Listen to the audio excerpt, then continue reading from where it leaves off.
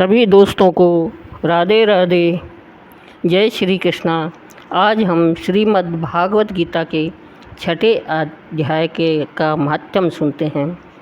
इस छठे अध्याय में श्री कृष्ण ने अर्जुन को आत्म संयम योग का महात्म्य बतलाया है। तो आइए चलते हैं श्री भागवत गीता के छठे अध्याय की ओर। श्री भगवान कहते हैं, सुमुखी, अब मैं छठे अध्याय का महात्म्य बतलाता हूँ, जिससे सुनने वाले मनुष्यों के लिए मुक्ति करतलगत हो जाती है। गोदावरी नदी के तट पर प्रतिष्ठानपुर नामक एक विशाल नगर है, जहाँ मैं पिप्लेश के नाम से विख्यात होकर रहता हूँ। उस नगर में जांशुरति नामक एक राजा रहते थे, जो भूमंडल की प्रजा को अत्यंत प्रिय थे। उनका प्रताप मार्तंड मंडल के प्रचंड तेज के समान जान पड़ता था। प्रतिदिन होने वाले उनके यज्ञ के धुएं से नंदन बन के कल्प वृक्ष इस प्रकार काले पड़ गए थे, मानो राजा की असाधारण दानशीलता देखकर वे लज्जित हो गए हों। उनके यज्ञ में प्राप्त पूरा रस के रसवादन में सदा आसक्त होने के कारण देवता लोग कभी प्रतिष्ठानपुर को छोड़कर बाहर नहीं जाते थे। उनके दान के समय छोड़े हुए जल की धारा प्रताप रूपी तेज और यज्ञ के धूमों से पुष्ट होकर मेघ ठीक समय पर वर्षा करते थे। उस राजा के शासनकाल में खेती में होने वाले 6 प्रकार के उपद्रवों के लिए कहीं थोड़ा भी स्थान नहीं मिलता था और अच्छी नीतियों का सर्वत्र प्रसार होता था। वे बावली, कुएं और पोखरें खुदवाने के बहाने मानो प्रतिदिन पृथ्वी के भीतर की निधियों का अवलोकन करते थे। एक समय राजा के दान, तप, यज्ञ और प्रजा पालन से संतुष्ट होकर स्वर्ग के देवता उन्हें वर देने के लिए आए। वे कमल नाल के समान उज्ज्वल हंसों का रूप धारण कर अपनी पाँखें हिलाते हुए आकाश मार्ग से चलने लगे। बड़ी उतावली के साथ उड़ते हुए वे सभी हंस परस्पर बातचीत भी करते जाते थे। उनमें से भद्रासुर आदि 2-3 हंस वेग से उड़कर आगे निकल गए। तब पीछे वाले हंसों ने आगे जाने वालों को संबोधित करके कहा, अरे भाई भद्रासुर, तुम लोग वेग से चलकर आगे क्यों हो गए? यह मार्ग बड़ा दुर्लभ है, बड़ा ही दुर्गम है। इसमें हम सबको साथ मिलकर चलना चाहिए। क्या तुम्हें दिखाई नहीं देता? यह सामने ही पुण्य मूर्ति महाराज जांशुरति का तेज पुंज अत्यंत ही स्पष्ट रूप से प्रकाशमान हो रहा है। उस तेज से भस्म होने की आकांक्षा है, अतः सावधान होकर चलना चाहिए। पीछे वाले हंसों के ये वचन सुनकर आगे वाले हंस हंस पड़े और उच्च स्वर से उनकी बातों की अवहेलना करने लगे और बोले, अरे भाई, क्या इस राजा जांशुरति का तेज ब्रह्मवादी महात्मा रैक के तेज से भी अधिक तीव्र है? हंसों की यह बातें सुनकर राजा जांशुरति अपने ऊंचे महल की छत से उतर गए और सुखपूर्वक आसन पर विराजमान हो अपने सारथी को बुलाकर बोले, जाओ महात्मा रैक को यहाँ ले आओ। राजा का यह अमृत के समान वचन सुनकर मह नामक सारथी प्रसन्नता प्रकट करता हुआ नगर से बाहर निकला। सबसे पहले उसने मुक्तिदायिनी काशीपुरी की यात्रा की, जहाँ जगत के स्वामी भगवान विश्वनाथ मनुष्यों को उपदेश दिया करते हैं। उसके बाद वह गया क्षेत्र में पहुँचा, जहाँ प्रफुल्ल नेत्रों वाले भगवान गदाधर संपूर्ण लोकों का उद्धार करने के लिए निवास करते हैं। उसके बाद नाना तीर्थों में भ्रमण करता हुआ सारथी पापनाशनी मथुरापुरी में गया। यह भगवान श्री कृष्ण का आदि स्थान है, जो परम महान एवं मोक्ष प्रदान करने वाला है। वेद और शास्त्रों में यह तीर्थ त्रिभुवनपति भगवान गोविंद के अवतार स्थल के नाम से प्रसिद्ध है। नाना देवता और ब्रह्म ऋषि उसका सेवन करते हैं। मथुरा नगर कालिंदी के किनारे शोभा पाता है। उसकी आकृति अर्धचंद्र के समान प्रतीत होती है। वह सब तीर्थों के निवास से परिपूर्ण है। परम आनंद प्रदान करने के कारण सुंदर प्रतीत होता है। गोवर्धन पर्वत के होने से मथुरा मंडल की शोभा और भी बढ़ गई है। वह पवित्र वृक्षों और लताओं से आवृत है। उसमें 12 वन हैं। वह परम पुण्य में तथा सबको विश्राम देने वाले श्रुतियों के सारभूत भगवान श्री कृष्ण की आधार भूमि है।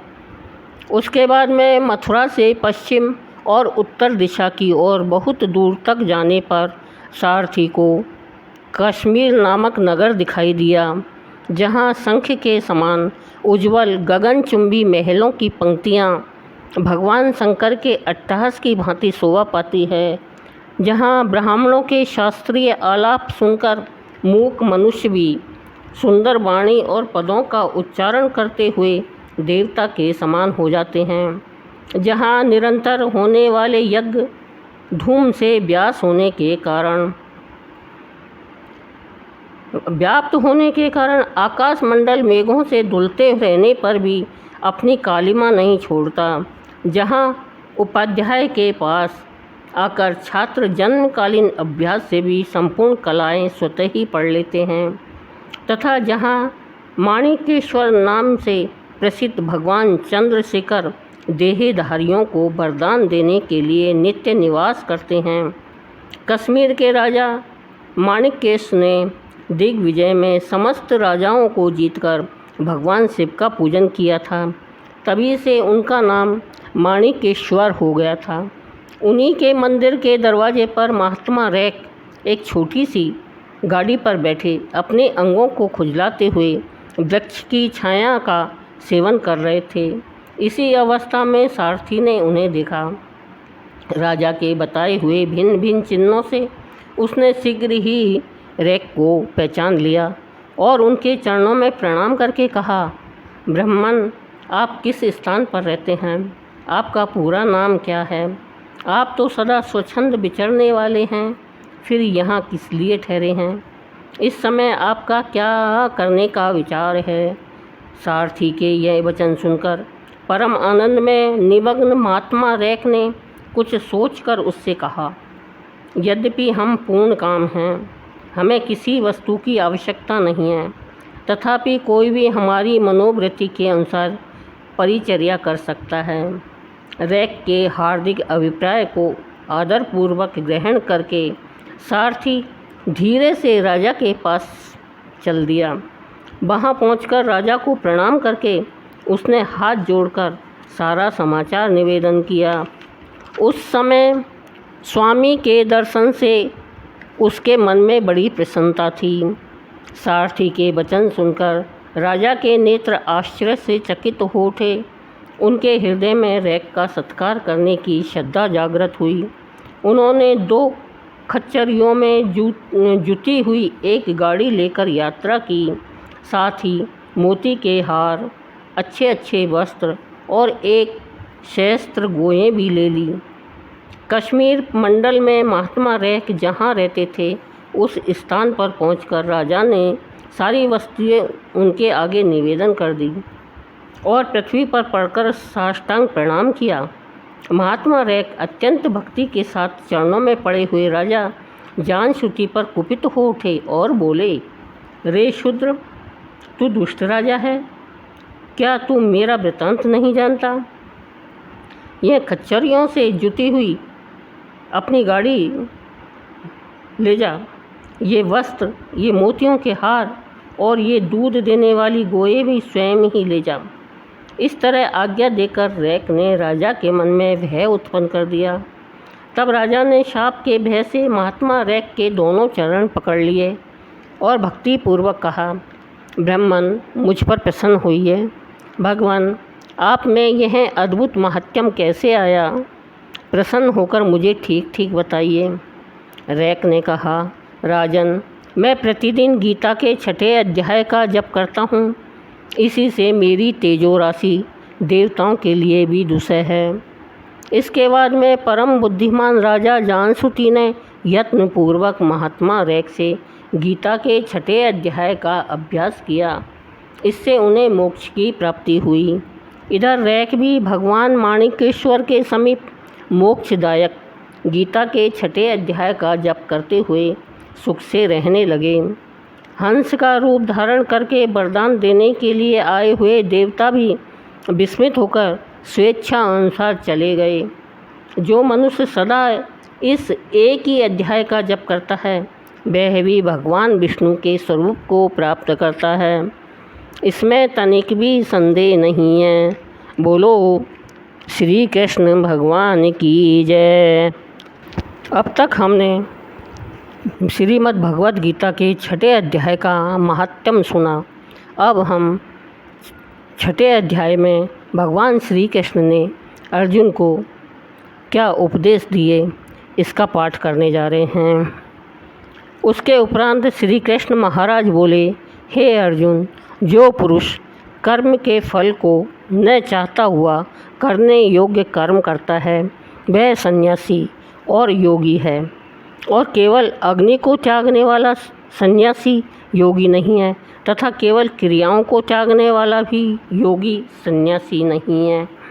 इसलिए हे अर्जुन, जिसको सन्यास ऐसा कहते हैं उसी को तू योग जान, क्योंकि संकल्पों को न त्यागने वाला कोई भी पुरुष योगी नहीं होता।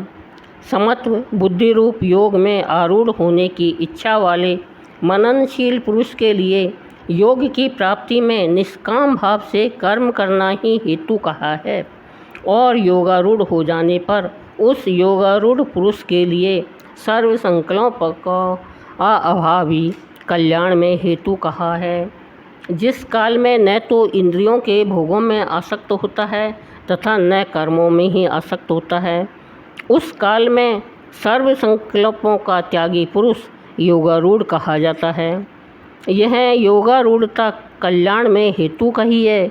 इसलिए मनुष्य को चाहिए कि अपने द्वारा अपना संसार समुद्र से उद्धार करे और अपने आत्मा को अधोगति में न पहुँचावे, क्योंकि यह जीवात्मा आप ही तो अपना मित्र है और आप ही अपना शत्रु है, अर्थात और कोई दूसरा शत्रु या मित्र नहीं है।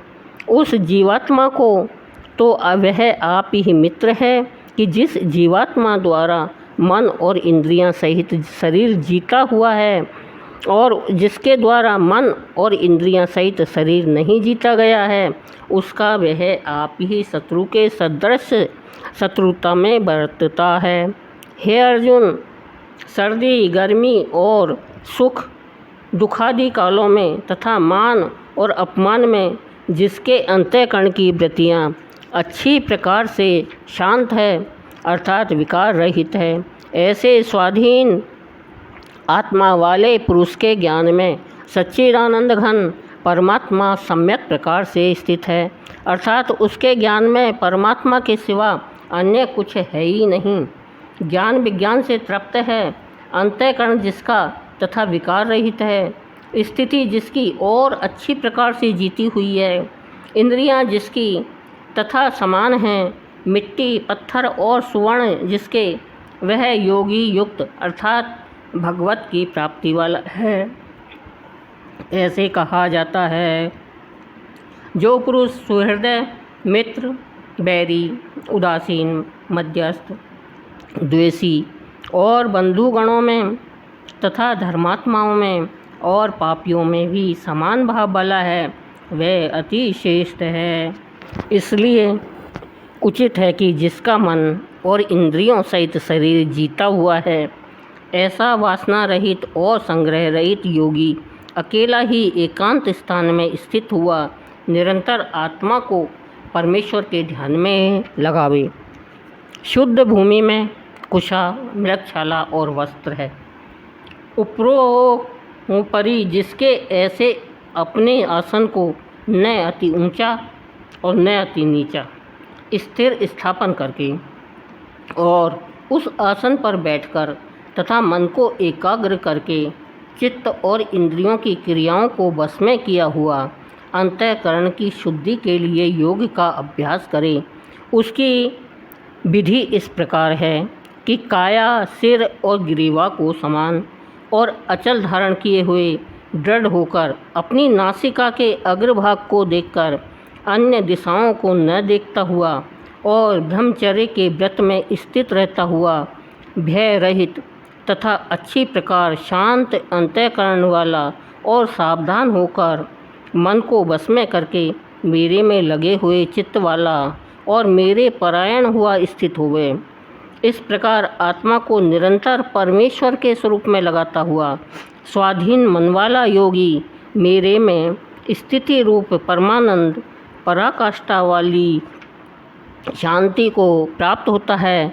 परंतु हे अर्जुन, यह योग न तो बहुत खाने वाले को सिद्ध होता है और न बिल्कुल न खाने वाले को, तथा न अति शयन करने वाले के स्वभाव वाले को और न अत्यंत जागने वाले को ही सिद्ध होता है।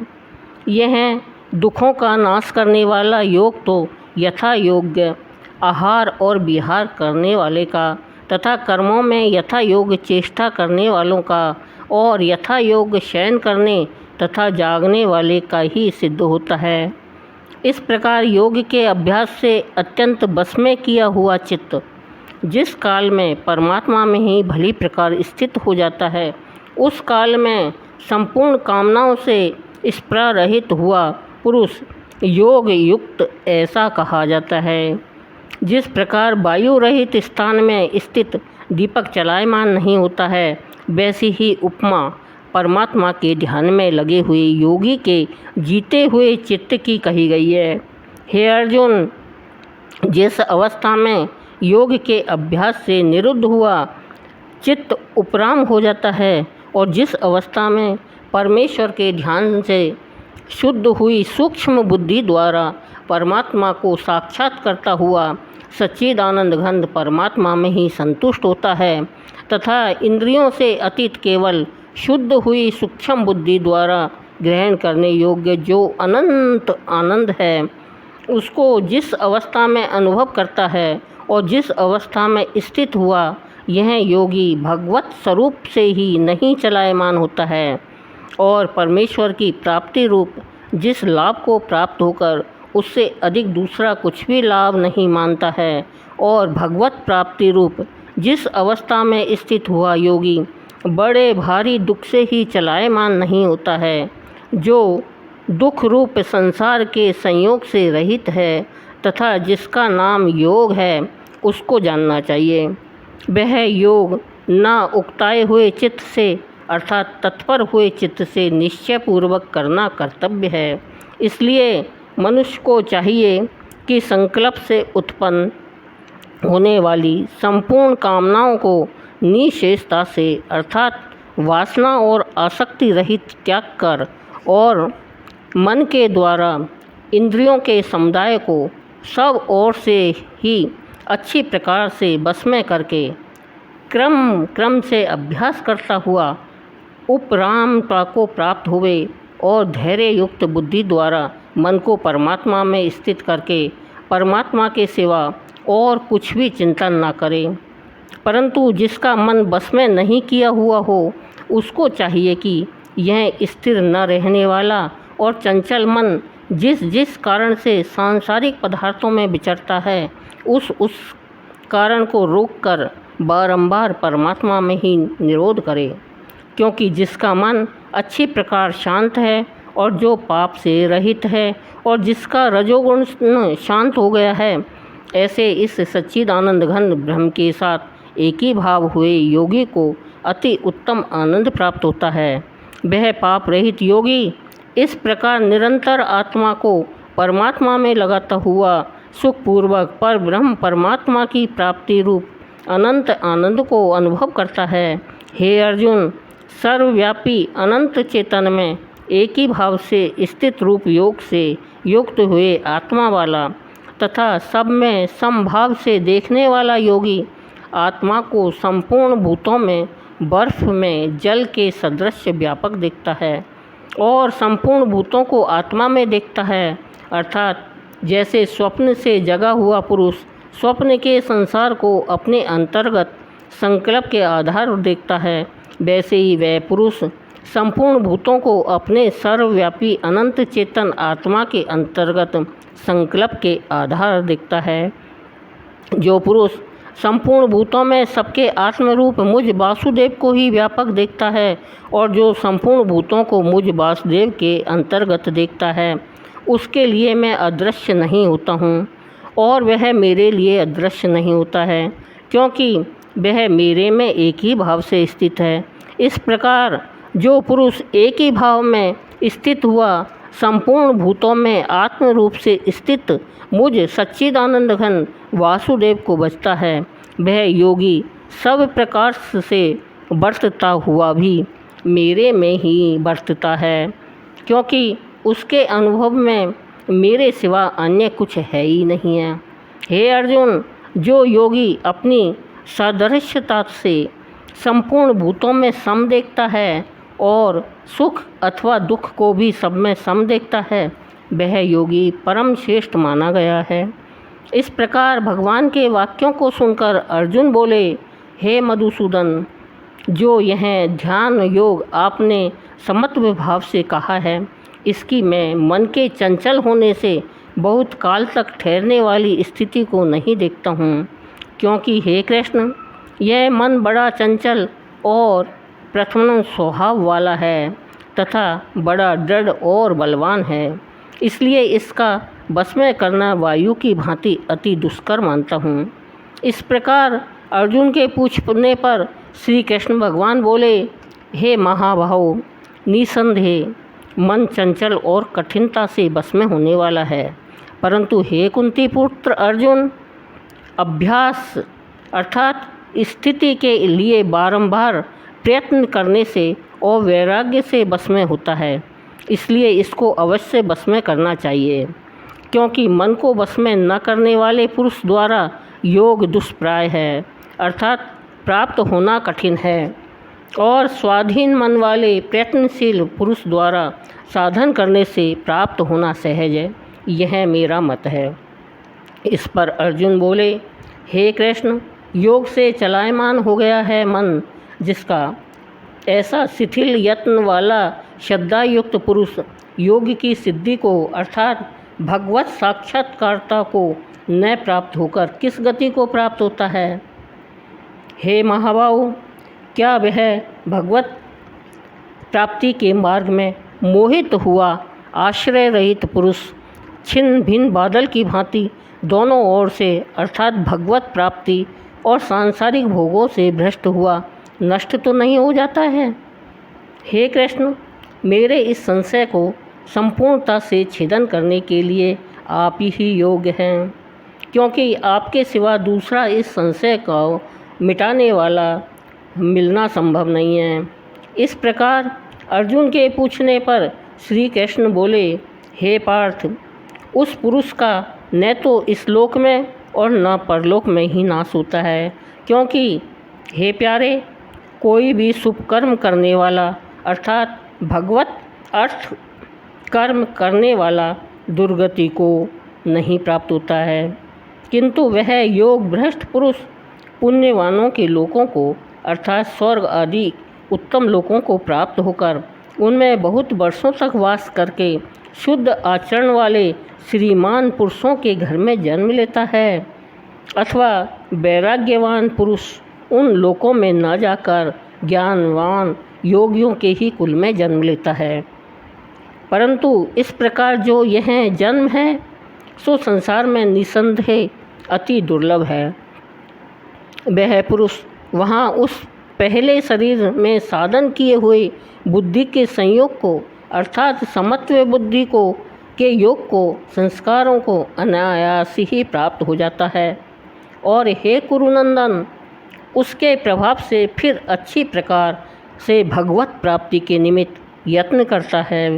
वह विषयों के बस में हुआ भी उस पहले के अभ्यास से ही निसंदेह भगवत की ओर आकर्षित किया जाता है, तथा समत्व बुद्धि रूप योग का जिज्ञासु भी वेद में कहे हुए सकाम कर्मों के फल को उल्लंघन कर जाता है। जबकि इस प्रकार मंद प्रयत्न करने वाला योगी भी परम गति को प्राप्त हो जाता है। तब क्या कहना है कि अनेक जन्मों से अंतःकरण की शुद्धि रूप सिद्धि को प्राप्त हुआ और अति प्रयत्न से अभ्यास करने वाला योगी संपूर्ण पापों से अच्छी प्रकार शुद्ध होकर उस साधना के प्रभाव से परम गति को प्राप्त होता है, अर्थात परमात्मा को प्राप्त होता है। क्योंकि योगी तपस्वियों से श्रेष्ठ है और शास्त्र के ज्ञान वालों से भी श्रेष्ठ माना गया है तथा सकाम कर्म करने वालों से भी योगी श्रेष्ठ है। इससे हे अर्जुन, तू योगी हो। हे प्यारे, संपूर्ण योगियों में भी जो श्रद्धावान योगी मेरे में लगे हुए अंतरात्मा से मेरे को निरंतर भजता है, वह योगी मुझे परम श्रेष्ठ मान्य है। बोलो श्री कृष्ण वासुदेव भगवान की जय।